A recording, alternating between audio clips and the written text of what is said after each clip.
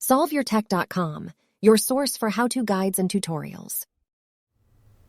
Welcome to our video about how to turn on subject field on iPhone 15 Pro. If this guide helps you out, then please consider subscribing and liking this video.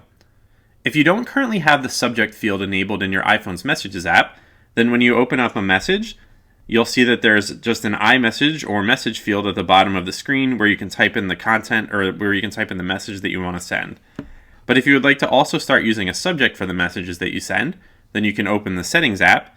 You can then scroll down and select the Messages option from this menu. And then you can scroll down again until you find the SMS MMS section. Now you just need to locate the Show Subject Field option and then tap the button to the right of it to turn it on. Now if you go back to the Messages app and you open up a message conversation, you're going to see that there's a subject option above the previous message field.